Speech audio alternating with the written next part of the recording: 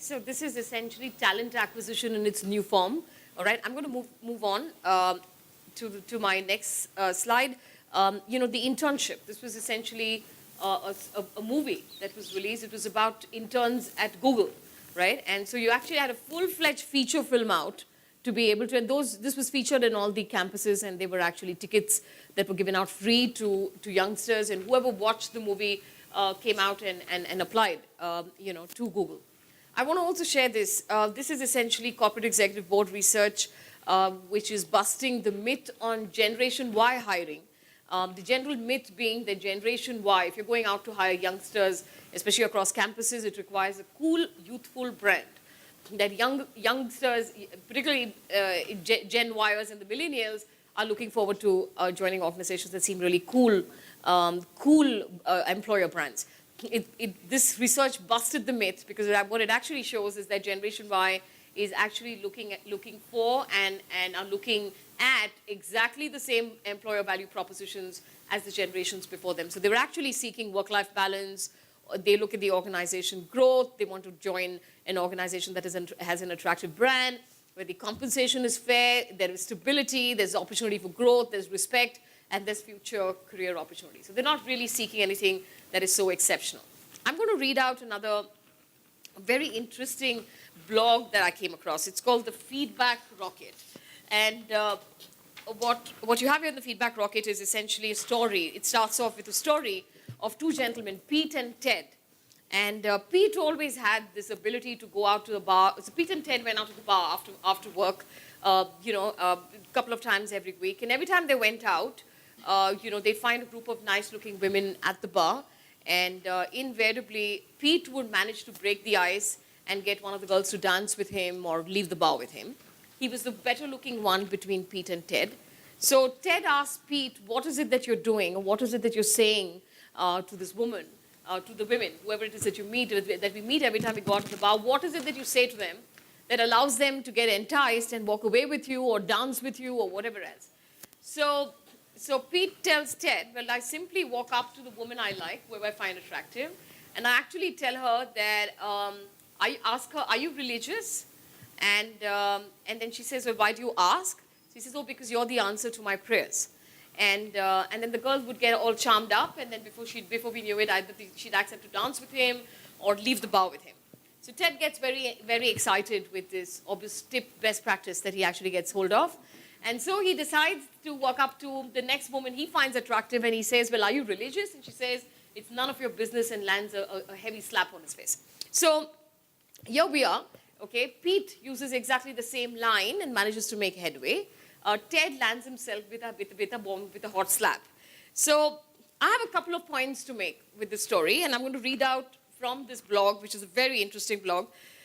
It says, how could Ted be so stupid? How could he not realize that Pete's success had nothing to do with cheesy pickup lines? It seems so obvious, yet this is what is happening in businesses throughout the world every day. And the bigger the business, the worse it is. It's called blindly following best practice.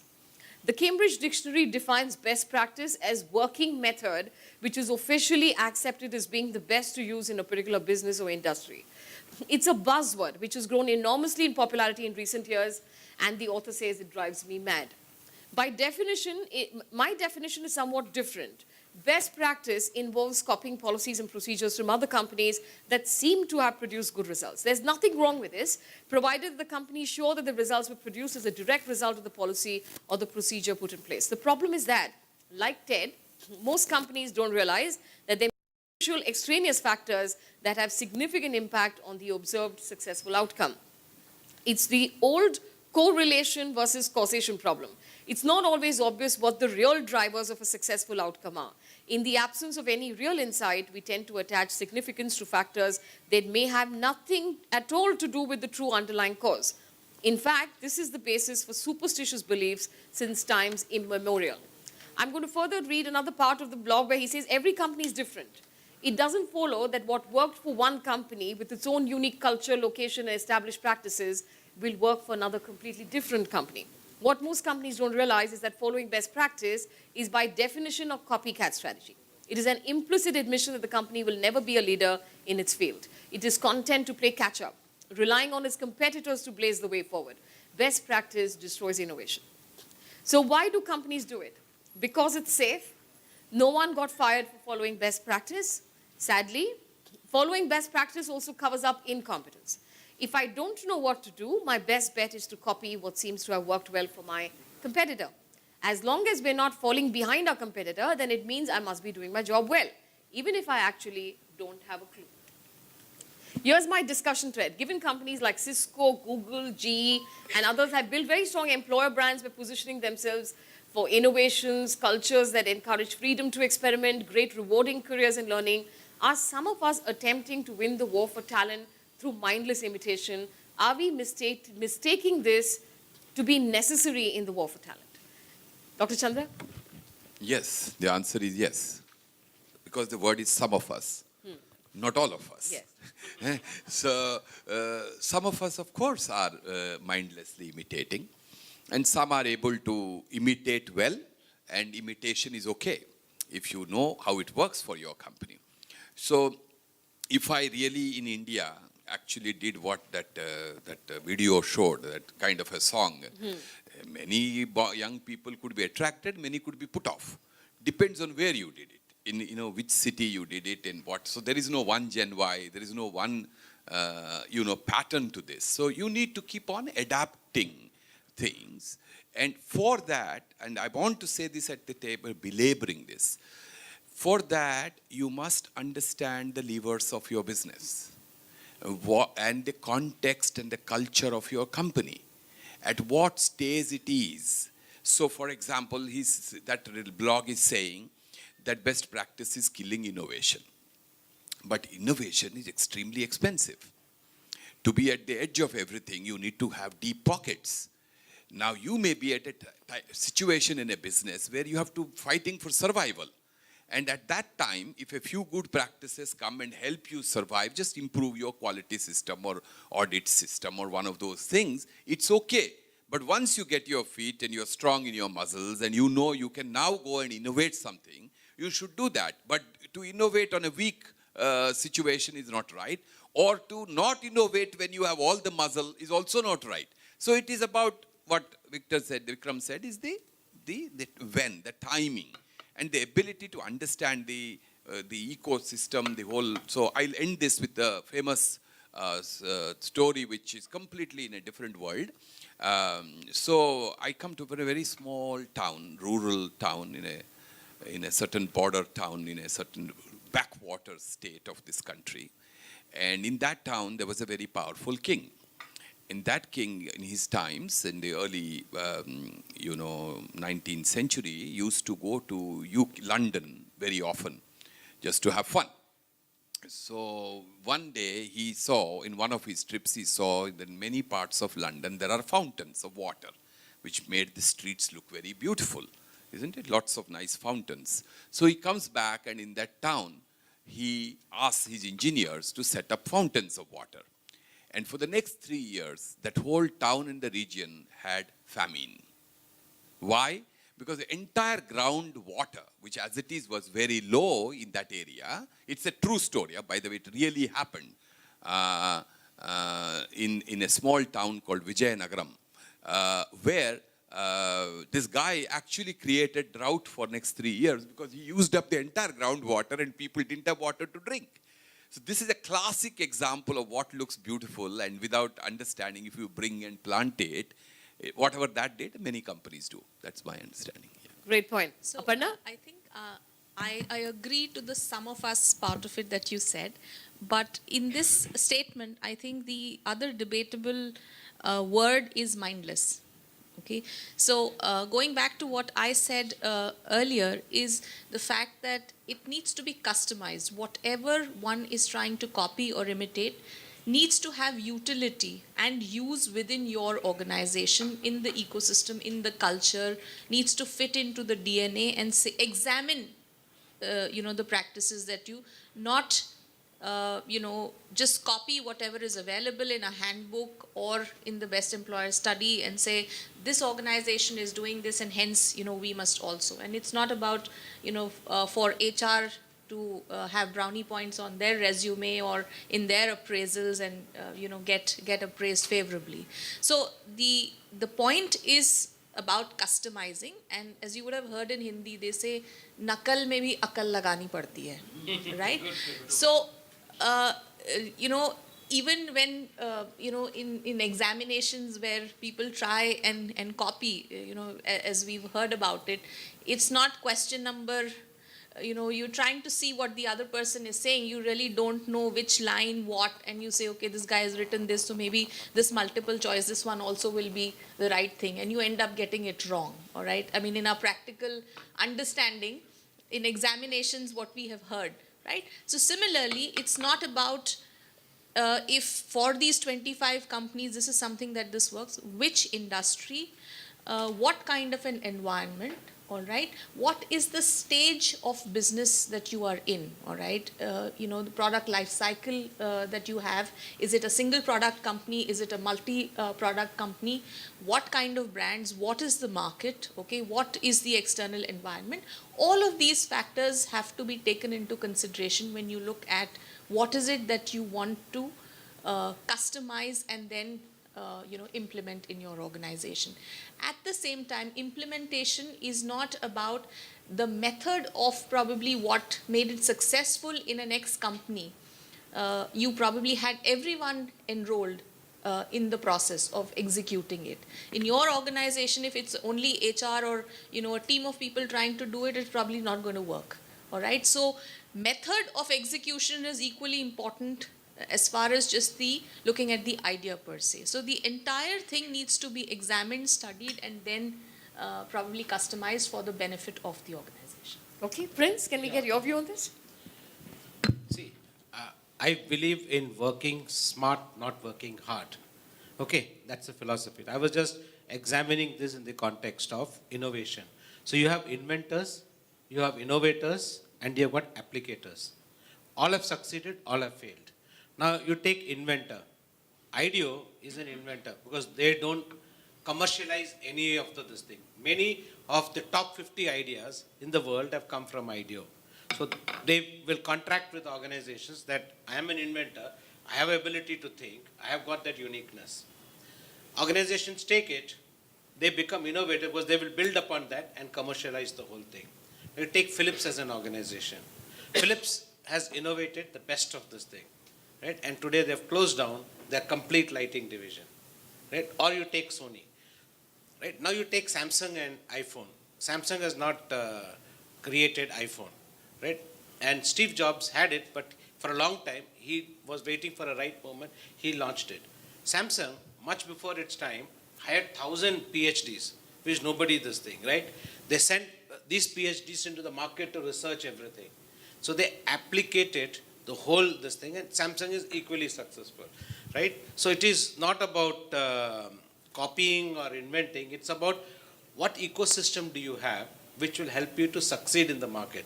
The customer is not bothered that you are a great inventor, you are a great innovator, or a great applicator. He says, give me a product. You take the Indian pharmaceutical industry. What have we done? There is no IPO, this thing there.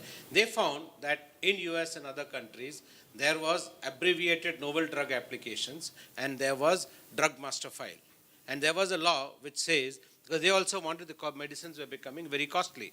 So they found in the last 3 years or 4 years, if I have a different way of manufacturing it, and if I get a drug master file and an A&D, I can make billions of this thing. Because I'm able to compete with the inventor, right? So what we have done is we have created that unique ecosystem, and then we went and competed with the inventors and created big value. You take Dr. Reddy or you take Ranbaxy's son, the Indian pharmaceutical industry is nothing but copying. Right? So there is nothing. Ultimately, what value are you creating for your stakeholders? What value? I can share with you my personal example. In 2003, we looked at our performance management system. Yeah, we realized that, and we were less than a $500 million company. We didn't have a process at all. So our leaders and HR fellows will sit. These are the people who are there. CEO will give him 40%, give him 10%, give him 20%. This is the way we operated. So I couldn't change that system immediately when I joined. So we said we need to shift.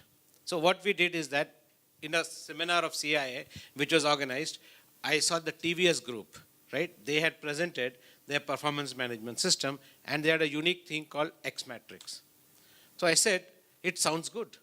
So we went and visited. Now you talk in terms of seminars, best practice seminars. That is where I got this whole idea, right? So I went there and went to TVS with a team of cross-functional team, right? And we said, how do you really operate it? So we understood the concept. We came and presented it to our executive team. Other than the president, everybody rejected it. So we said, there's nothing, no way that you can allow this to happen. So we went back, so we took their executive assistants, right? Along with them, we worked, because they were scared that they have got to sit and do the work, right? And we created a performance management system which won last year's award, right? In the performance management category. If you ask me, was it our idea? It is definitely not our idea at all, right? But we took it, understood what bottlenecks can come. We believed that this can create a big difference in the way we work. We wanted to create a goal orientation in the whole organization. So we wanted to create a performance-oriented culture. Right? So we said, if this has to happen, the leaders have to practice. The leaders find these things complex. So we identified executive assistants who would work with us. So when they made things simple, so we took one department, another department, and everybody started following it.